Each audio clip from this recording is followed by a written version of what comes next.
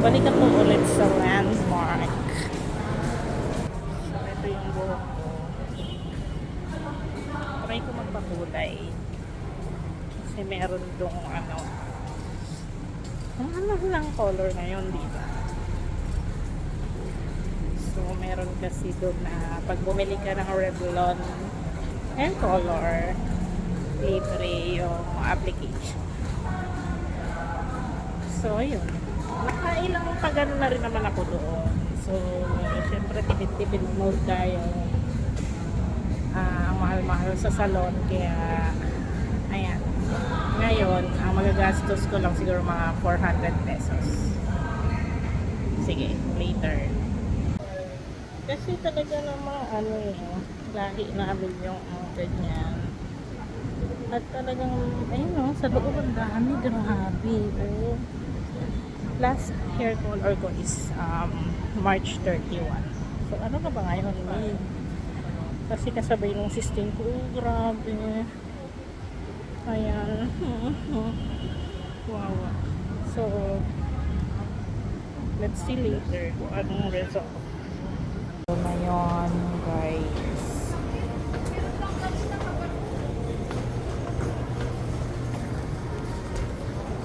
Ano bang mga bibig dito?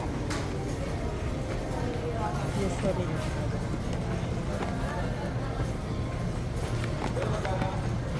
449. Sige, so ito bilhin ko muna to. Marami pa pala rito na mas mura. Ito yata yung pinacolor ko before, dark brown. This is only 425, and then ito ay brown black. Uy, okay din ito. 425. So, sige, ano ba maganda?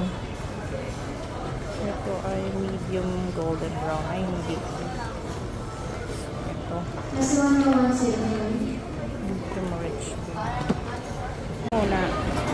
Kasi babalik ako doon. Meron pa silang tinukulay. Willing to wait.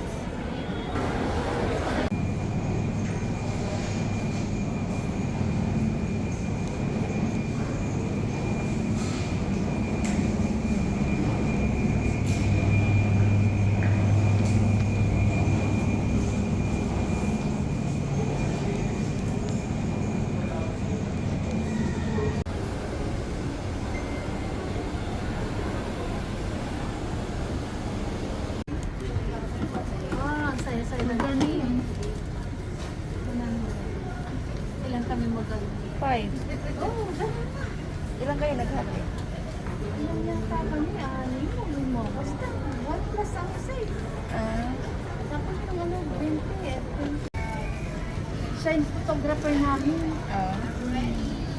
Makita dun sa ano, dyan sa may Glorieta kami. Sa Glorieta kayo? Tabalin. Ay, wala pa lang kasama. Doon na.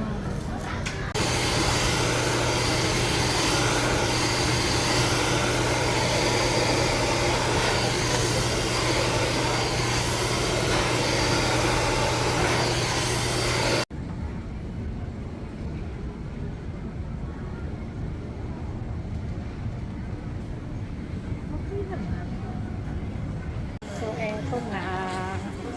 Ang finished product. Okay na. Ayan. Kasi nga din lower pa eh.